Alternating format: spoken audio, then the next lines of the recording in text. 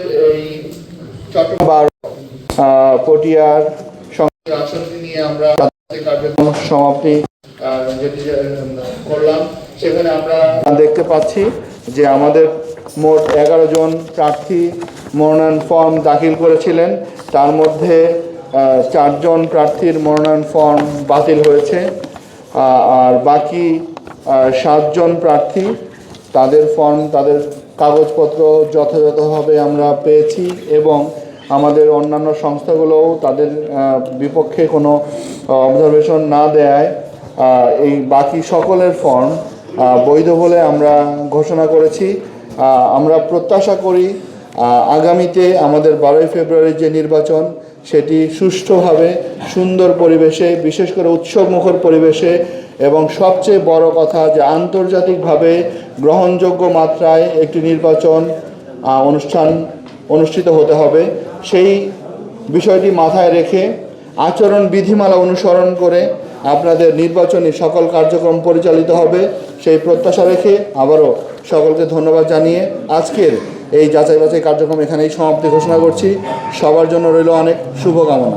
আল্লাহর কাছে আমরা যেই আশা নিয়ে আমাদেরকে মনোনয়ন দিয়েছে আমাদের নেতা তারেক রহমান, পটিয়াবাসীর সুখে দুঃখে থাকার জন্য, পটিয়ার উন্নয়নের জন্য, সেই উন্নয়নের কাজটাই আমাদের প্রথম লক্ষ্য।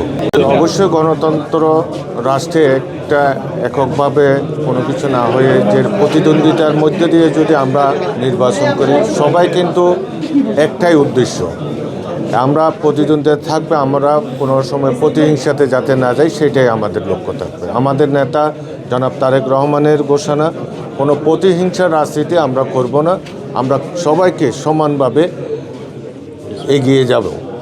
যে দলের হোক না কেন, সবাই আমরা রাজনৈতিকভাবে যে যাকেই সমর্থন দেবে, ভোট দেবে, ভোটের মাধ্যমে যে পাস করবে সেই হবে। নির্বাচনের লেভেল প্লেন বিষয়টা এখনও আমি মনে করি সঠিক আছে, যেহেতু এখনও আমাদের প্রচারের এখনও ঘোষণা হয় না। 22 তারিখ থেকে প্রচার যখন হবে তখন আমরা বুঝতে পারব। হ্যাঁ, ওটা অবশ্যই ঠিক, যেহেতু অবৈধ অস্ত্র থাকলে সন্ত্রাসী কার্যক্রম বাড়তে পারে। সেই ব্যাপারে আমরা প্রশাসনের কাছে অনুরোধ করব অবৈধ অস্ত্র যাতে দ্রুত অভিযান পরিচালনা করে।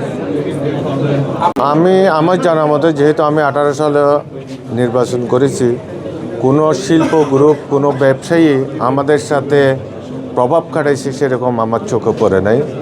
যেহেতু পটিয়ার অনেক শিল্প গ্রুপ আছে, অনেক ব্যবসায়ী আছে, এরা যে রাজনীতির সাথে সম্পৃক্ত আছে সেটাও আমার জানা নেই। আমরা যারা রাজনীতি করে রাজনীতির মাঠেই থাকে, কোনো ব্যবসায়ীর প্রভাব খাটাই আমাদের সাথে কিছু করছে বলে আমার মনে হয় না। টানা তৃতীয়বার অর্জন করেছে দেশের সেরা সুপার ব্র্যান্ড স্বীকৃতি বসুন্ধরা টিস্যু।